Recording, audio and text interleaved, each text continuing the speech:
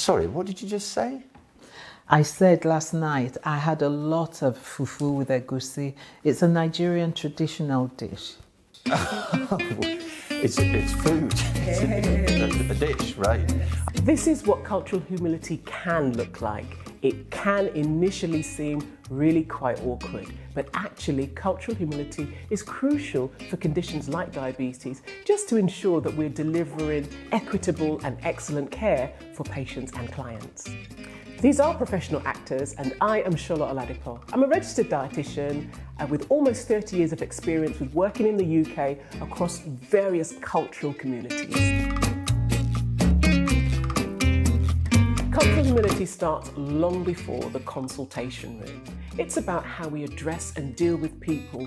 How about the administrative staff? How are they speaking to people? What kind of information are we giving to people pre-appointment? But for now, let's go back to the consultation room. Right, so you have fufu occasionally. What about pasta? Is pasta a food you often eat? Yeah, I love pasta. In fact, I love pasta. I lived in Italy for about 20 years. And while I was there, I met this wonderful Italian man. The first principle of cultural humility is to avoid making assumptions. It's easy, isn't it, for us to just assume that we understand somebody's culture by the way they look, by the colour of their skin, or even by what we feel is the culture that they are immersed in. Now, culture is so complex, and nobody is influenced by just a single culture. In life, we're all guilty of making assumptions. Sometimes we get so carried away and we start to believe our own narrative. Can you imagine, just for a minute, what it would sound like if we were totally honest about the assumptions that we're making? I assume this is going to be a straightforward conversation. I don't suppose you fast, do you? Yes, I do. Oh, right. Well, I assume this will be for Ramadan. No, I'm a Christian. I don't do Ramadan. Oh, I see. Well, in terms of food, I assume as a Christian you're just avoiding red meat. No, I avoid food altogether. Oh, I see. And when you fast, I assume it's just occasional. No, I fast for 5 days every month. I see. Should I continue to assume?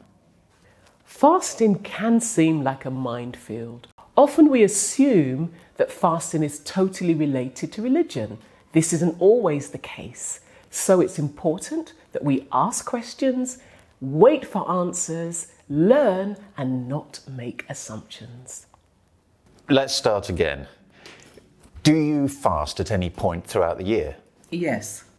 Okay, why don't you walk me through what that looks like for you? Okay. Fasting is something that's observed by people for all sorts of reasons. We often assume it's just religion, but it can be because of culture or just personal choice. The only way to find out is to ask. And this brings me on to our second principle, which is being curious.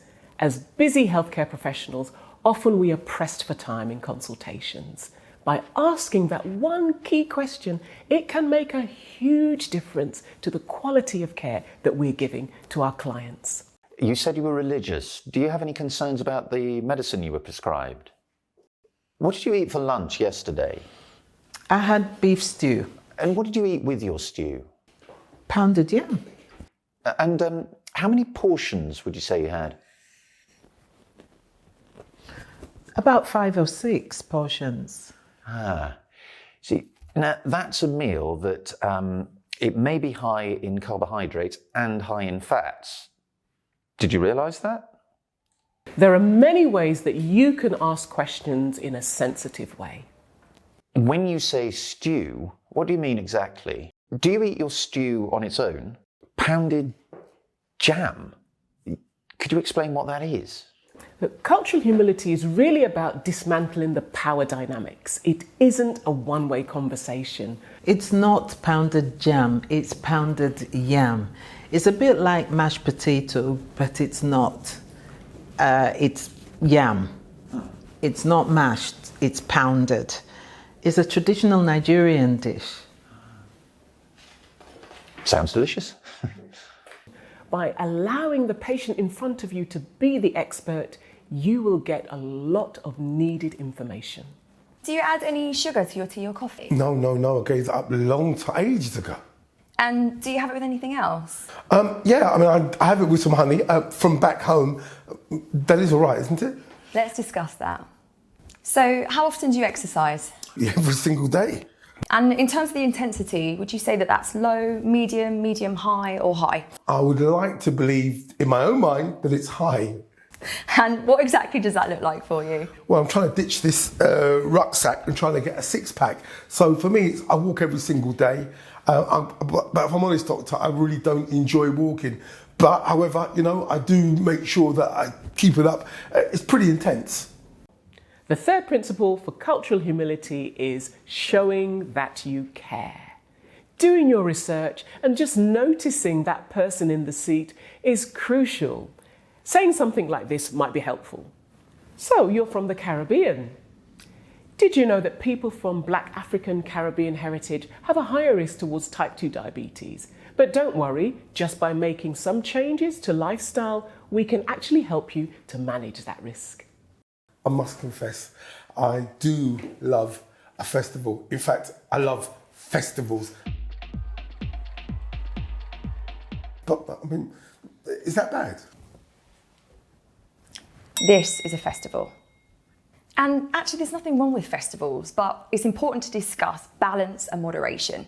So perhaps we can burn off some of those calories by dancing at a festival. Well, I'll try anything once.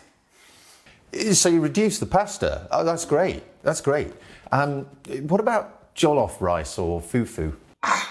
You know how jollof rice and fufu? I do. They're amazing. Wonderful. Yeah. No, a patient of ours brought some into the office. We all tried it. It was great. In many cases, we can look at cultural humility and say, well, surely it's all common sense. But cultural humility is remembering to push beyond your personal preferences and just remembering that person in front of you is not subject to the same mindset, the same culture and the same lifestyle as you. You're fine, but if I was you, I'd watch out for portion sizes, especially complex carbohydrates like white bread, pasta. What about pounded yam? I